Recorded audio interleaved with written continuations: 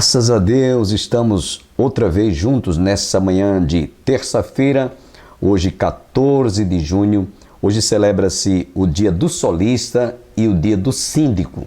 Nós queremos parabenizar a todos os síndicos que trabalham em condomínios, em edifícios, recepcionando todos os condôminos e todos os moradores de edifícios em nosso dia a dia. Naturalmente, muitos nos tratam com cordialidade, com gentileza e, sobretudo, simpaticamente falando, com alegria. Isso é bom para um síndico. Hoje estaremos ouvindo mais uma vez a segunda parte do estudo da carta de Paulo aos Romanos que nós ministramos em nosso templo. Mas antes desejamos fazer uma oração. Precisamos de orar muito pelo Brasil. Esse é um ano atípico de eleições em que nós vamos escolher os nossos legítimos representantes, presidente da República, deputados, governadores, senadores. E precisamos de pedir a direção de Deus na escolha dos nossos candidatos.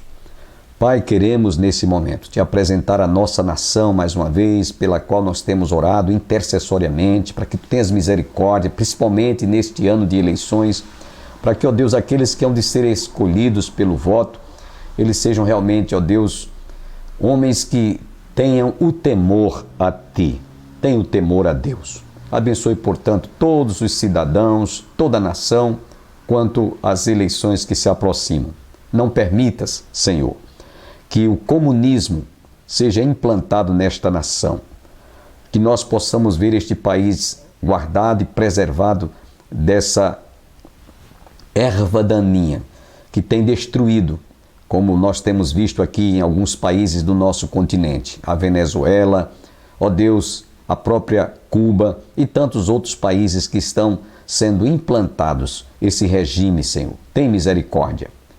Portanto, ouve a nossa oração e ouve o nosso clamor.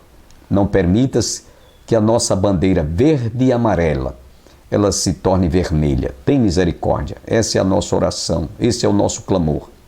E cremos que Tu estás com os Teus ouvidos inclinados, os Teus olhos abertos e atentos a toda oração que for elevada a Ti. Portanto, nós Te rogamos agradecidos todas estas bênçãos em nome de Jesus.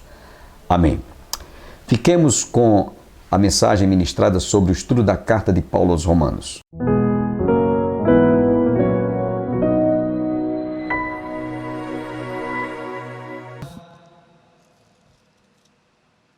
Ser bem-aventurado o homem a quem Deus atribui justiça, independentemente de obras. Verso 7, bem-aventurado aqueles cujas iniquidades são perdoadas e cujos pecados são cobertos. Paulo cita a Escritura. Sabe qual é a Escritura que Paulo está citando aqui? Salmo 31, versos 1 e 2, cujo autor é o próprio rei Davi. E Davi não era uma pessoa muito boa, não. Davi cometeu crime, homicídio, cometeu 2 graves pecados, adultério, e para encobrir o adultério, assassinou.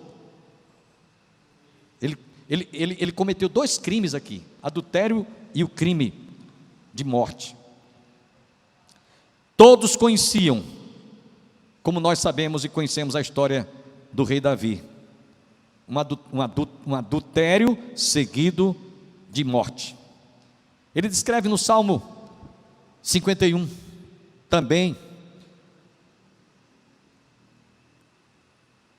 Ele mostra no Salmo 51, fala sobre o perdão de Deus. Então veja bem, ele está citando o Salmo 31, que foi de autoria de Davi, e ele descreve que, embora se sentisse culpado por esses crimes cometidos, todavia experimentou o perdão de Deus.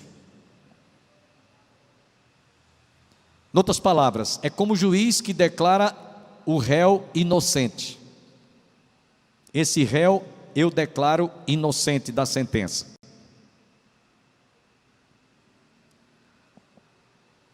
Daí porque Paulo, nesses versículos que nós estamos lendo, ele diz nos versos 7, bem-aventurado aqueles cujas iniquidades são perdoadas e cujos pecados são cobertos. É como se você estivesse... Já fiz essa ilustração aqui.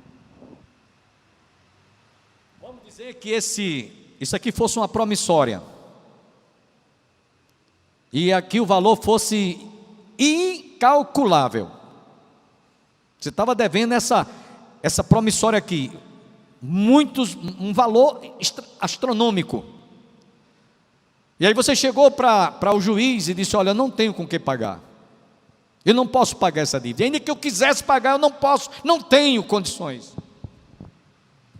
Então o juiz simplesmente diz assim: você não me deve mais nada, sua dívida está quitada, você não deve mais nada, você zerou sua conta aqui. Foi isso o que a graça de Deus fez quando nos justificou pela fé em Cristo Jesus. Quem pode dizer amém? Ou seja, a justificação torna o pecador que foi justificado pela graça de Deus em Cristo Jesus e pela fé, inocente e justo. Inocente e justo. É como se você nunca houvesse cometido pecado. E quero dizer uma coisa: não pense que você cometeu pecado depois que você veio ao mundo, não. A gente já nasce em pecado. Davi diz isso: eu nasci em pecado e em pecado me concebeu minha mãe. Ou seja, no momento em que houve a fecundação de uma vida, o óvulozinho com o espermatozoide no útero de uma mulher, ali já nasceu um pecadeiro, dizia um professor nosso. Ou seja, um pé de pecado. O homem é um pecadeiro. Como existe a goiabeira, a mangueira que dá manga, a jaqueira que dá jaca, existe o pecadeiro que só dá pecado. E não pense que depois que você nasceu, depois que você passou a se entender de gente, não. Nós já nascemos gerados, trazendo o germe, trazendo o vírus do pecado no nosso sangue, na hora que a gente é gerado no ventre da mãe da gente. Vamos para o verso 8. Bem-aventurado o homem a quem o Senhor jamais imputará pecado. O que é que Paulo está querendo dizer com isso? Que a justificação nos torna inocentes e justos. Verso 9. Vem, pois, esta bem-aventurança exclusivamente sobre os circuncisos, ou também sobre os incircuncisos, visto que dizemos, a fé foi imputada a Abraão para justiça.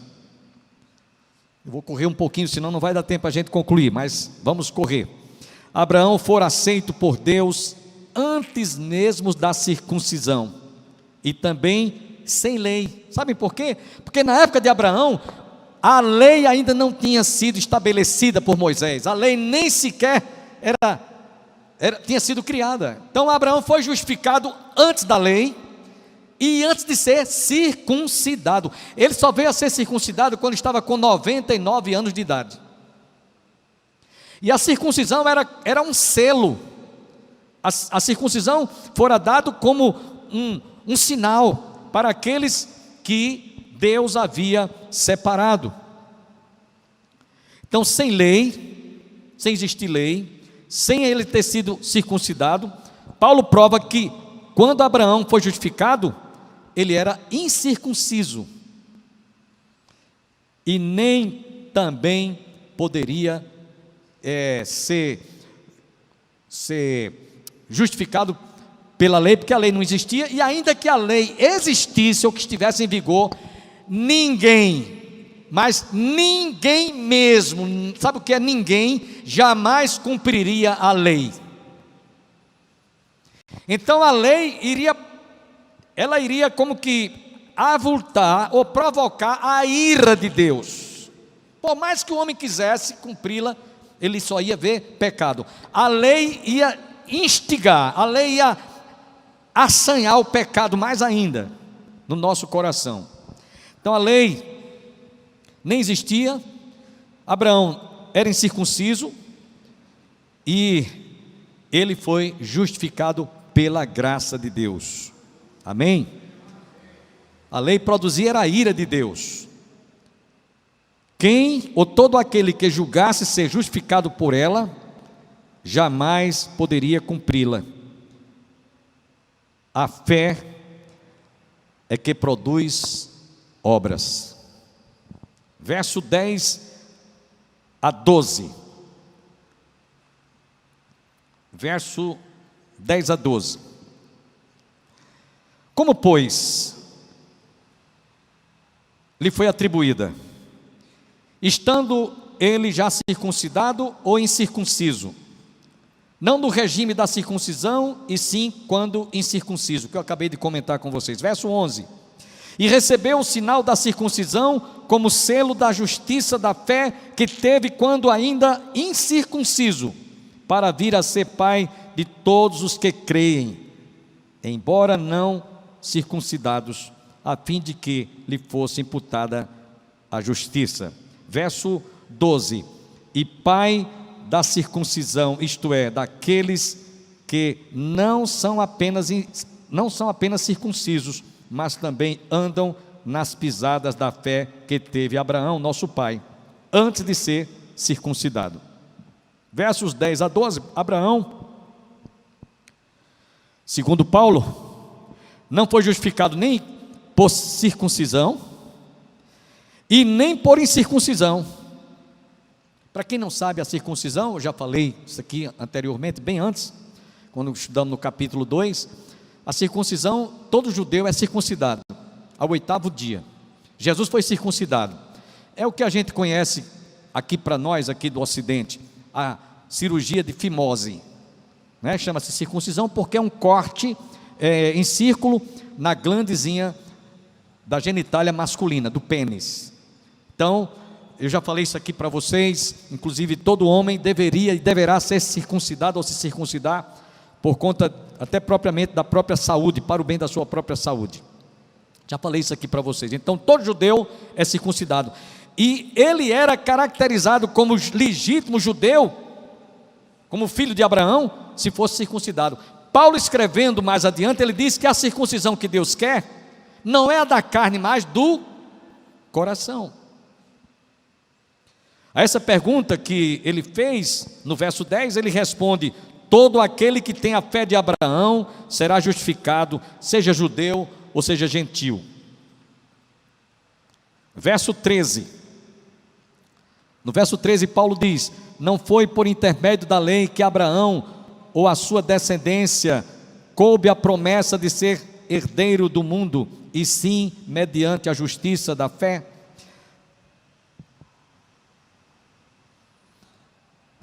A salvação, meus irmãos, e a justificação não estava vinculada à circuncisão, nem tampouco à guarda da lei, porque essa jamais, como dissemos há pouco, ninguém cumpriria, mas simplesmente estava condicionada à justiça que vem de Deus, através da graça, pela fé daqueles que nele creem. Basta você crer em Jesus, basta você confiar que o sacrifício de Jesus foi suficiente para que você obtivesse o perdão. Basta isso, não tem que fazer mais nada, somente isso. E é isso que ele está dizendo aqui no verso 13, verso 14 e 15. Pois se os da lei é que são os herdeiros, anula-se a fé, cancela-se a promessa. Verso 15, porque a lei suscita a ira, mas onde não há lei, também há transgressão. Paulo argumenta para aqueles que eram filhos de Abraão, que embora sejam eles herdeiros, fica claro que a lei fora dada para manifestar o pecado e provocar a ira de Deus, enquanto que a promessa dada por Deus exalta a glória de Deus, pois alcança por seu amor a justiça e justifica os pecadores. Eu sou justificado não por méritos, não porque sou uma pessoa boa. A própria Bíblia diz que nada bom em cima do homem. O homem é mau desde a planta dos seus pés até os cabelos da sua cabeça. Mas aprove a Deus, através de seu Filho Jesus Cristo, o qual derramou seu sangue lá na cruz, para que eu pudesse obter não apenas a salvação, mas sobretudo a justificação. Quem pode dizer amém? versos 16 e 17.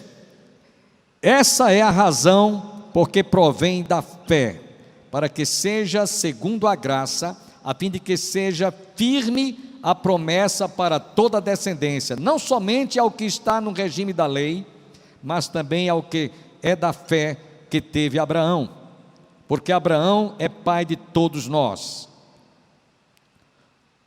Como está escrito: por pai de muitas nações te constituí, perante aquele no qual creu o Deus, que vivificou os mortos e chama à existência as coisas que não existem. Nesses versículos derradeiros, ele está mostrando que a salvação e a justificação, como já dissemos, ele vem falando muito sobre isso, ela provém da fé, para aqueles que creem na promessa de Deus, feita desde lá os mais antigos, os ancestrais, inclusive feita através de Abraão, revelada para todo aquele que tiver a mesma fé do patriarca Abraão, para que se tornem filhos de Deus. Por isso que ele diz lá: todos vós sois, como está escrito, sois filhos de Deus. Isto é, filhos são aqueles que em seus corações foi gerada a mesma fé que Abraão teve em Deus. E aqui eu quero abrir um parênteses para dizer: tem pessoas que dizem todo mundo é filho de Deus. Não, senhores, todo mundo não é filho de Deus. Pastor, mas é filho da criação? Pode ser, mas filhos de Deus somente aqueles que confessam a Jesus, conforme Evangelho de João, capítulo 1, versículo de 10 a 12. Diz o texto: Jesus veio para o que era seu, no caso para os judeus, mas os seus não receberam, antes rejeitaram-no. Mas a todos quantos o receberam, deu-lhes o direito de se tornarem filhos de Deus, a saber, os que creem no seu nome. Então o homem pecador se torna filho de Deus quando crê, quando confessa. Por isso que a gente, quando faz um apelo, quem quer aceitar Jesus, todos quantos o aceitaram, Deus deu-lhes o direito de se tornarem filhos de Deus, a saber, os que creem no seu nome. Versos 16 e 17: esta é a razão porque provém da fé, para que seja segundo a graça, a fim de que seja firme a promessa para toda a descendência, não somente ao que está no regime da lei, mas também ao que é da fé que teve Abraão, porque Abraão é pai de todos nós, como está escrito: por pai de muitas nações te constituí, perante aquele no qual creu o Deus que vivifica os mortos e chama à existência as coisas que não existem. Eu queria, concluindo aqui, lembrar pelo menos 2 episódios que estão lá no Novo Testamento. O primeiro deles é quando Jesus chegou na casa de Zaqueu. Está lá no Evangelho de João, capítulo 19, versos 9 e 10, que ele confessou seu pecado e recebeu Jesus com muita alegria em sua casa. O que foi que Jesus disse para Zaqueu?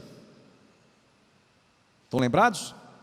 Hoje houve salvação nesta casa, porque este Zaqueu é filho de Abraão. Entenderam agora? E olha que Zaqueu vivera milênios de anos antes de Abraão. Mas por que Jesus estava aludindo: este é filho de Abraão? Porque pela fé, ele teve a mesma fé que Abraão teve. Agora vamos para outro episódio.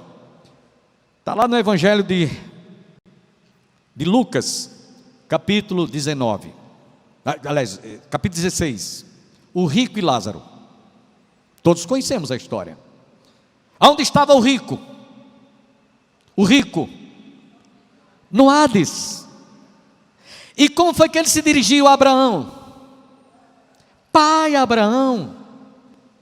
Mas como é que um filho de Abraão está no Hades ou no inferno?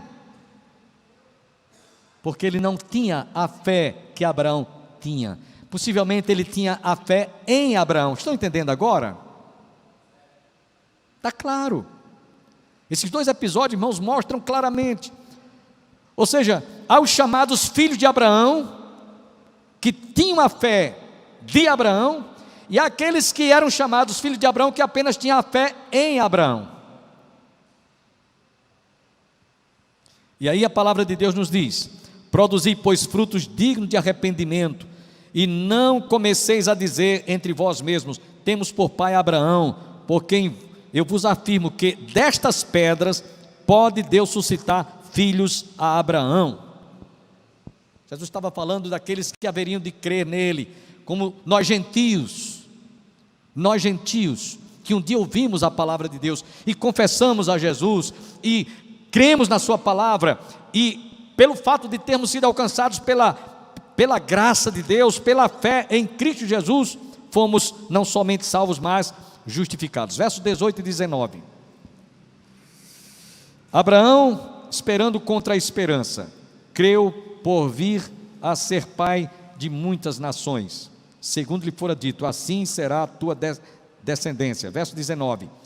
E sem enfraquecer na fé, embora levasse em conta o seu próprio corpo amortecido, sendo já de 100 anos de idade, e Sara avançada em idade, porque ela tinha 90 anos, diz o texto que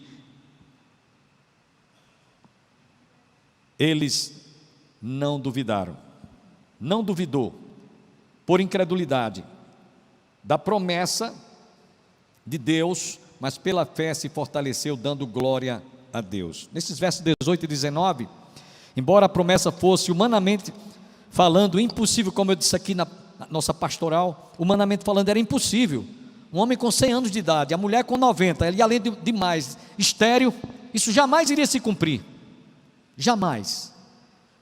Mas se cumpriu porque ele creu, ele tinha fé que Deus iria honrar a sua promessa e cumpri-la. Louvado seja o nome do Senhor.